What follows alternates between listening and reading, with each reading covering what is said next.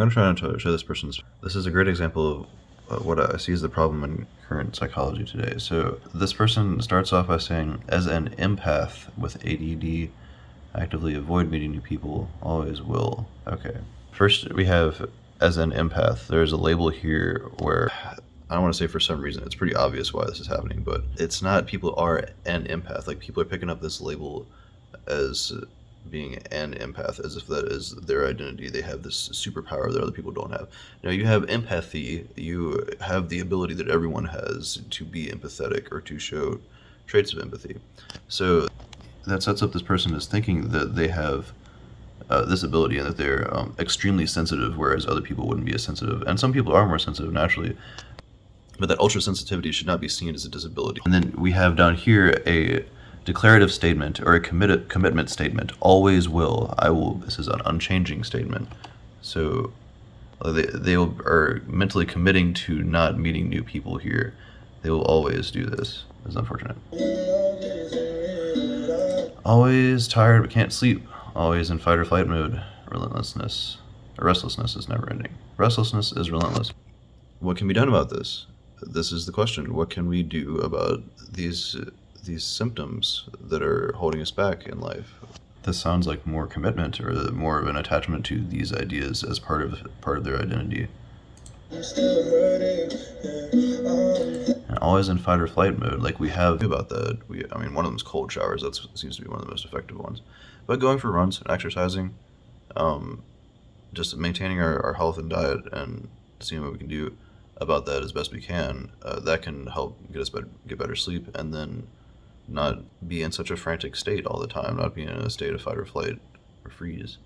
I'm so scared to fall in your body. Always busy getting nothing done.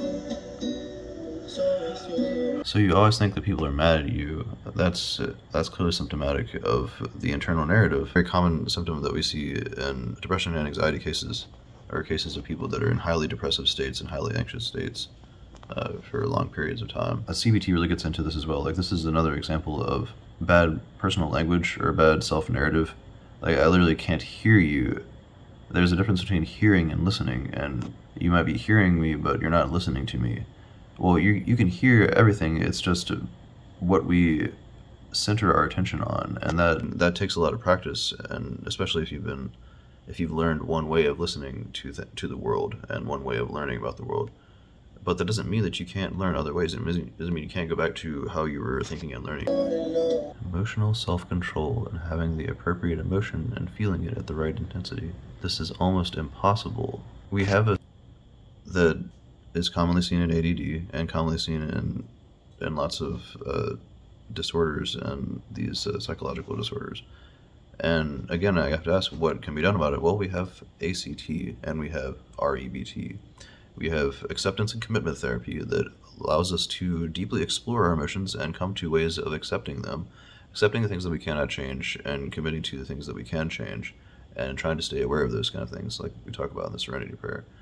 With rational emotive behavioral therapy, it allows us to form a rational concept of our emotions, deeply get to know our emotions, and therefore be able to regulate them better. So it may be extremely difficult in very very rare cases and severe cases where you would have this is an endogenous disorder where you have a neurochemical lack or a region of the brain that is not fully developed, and that is making you, like, the amygdala is not developed correctly in certain areas.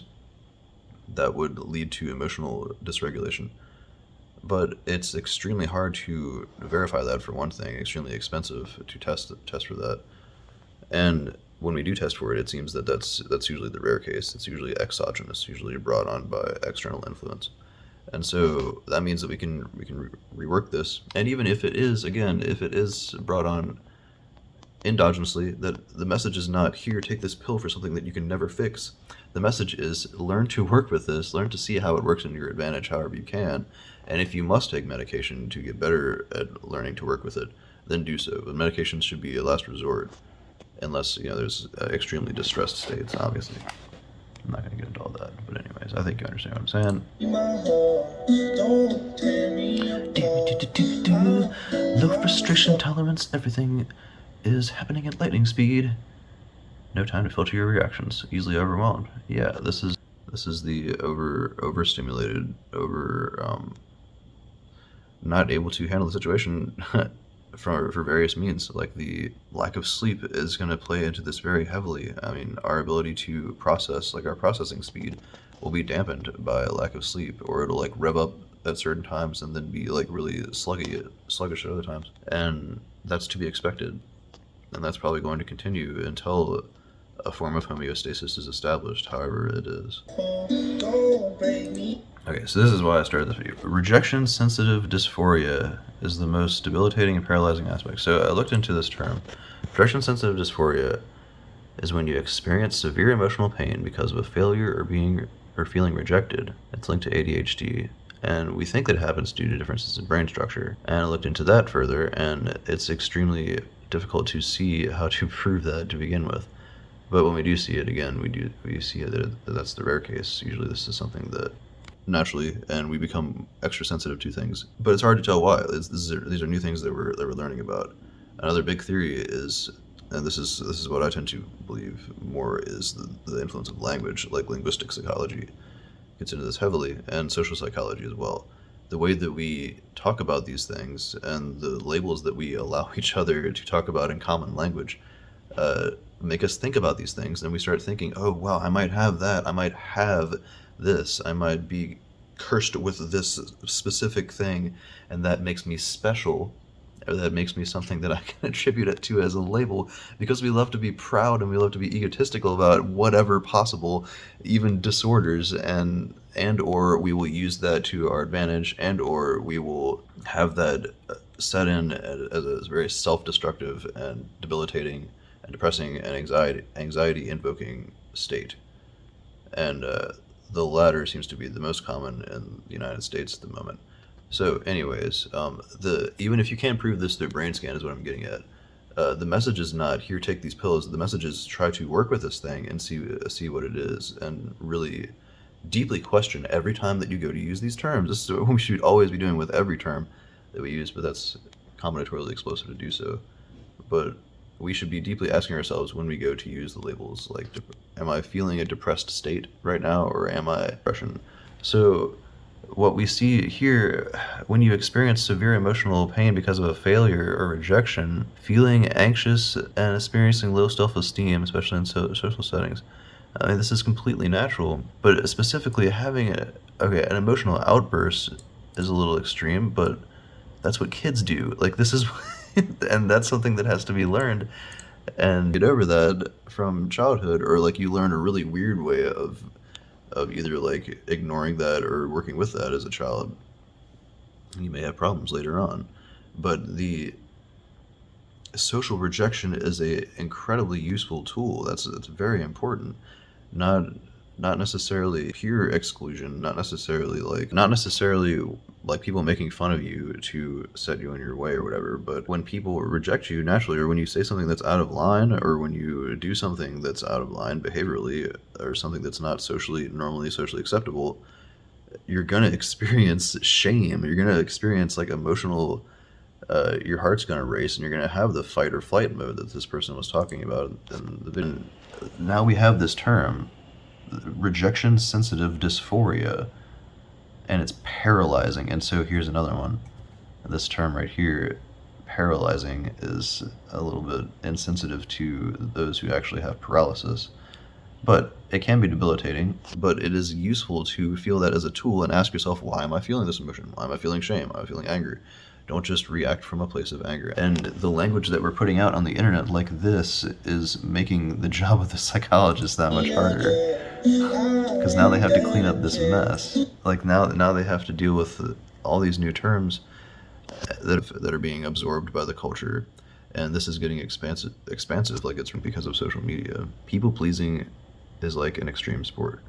People pleasing, like, this is exactly what we should be talking about in the therapy clinic. Like, this is exactly what we should be teaching in schools. Like, number one thing that we should be teaching in schools is proper behavioral social habits and introspection, and ways to like work with the brain that you have and try to get along with each other, not just memorize facts from abstract like concepts. I mean, we can't just go through life trying to please other people. Like, look at how many messages are about that very thing on social media. This should be being taught to us as kids. Like, you can't go through your life trying to make other people happy. You want to take the lessons from what other people say and listen to their criticism wholeheartedly and deeply consider how it can apply to you, and question yourself open-mindedly, and don't absorb yourself in your own ego when you do so. That's how you interact with people. Like, you don't just try to serve them constantly like that. You want to live your life in service to your fellow man philosophically, but you can't do that from an empty cup. So the message I want to leave everyone with, just watch the labels that you allow yourself to integrate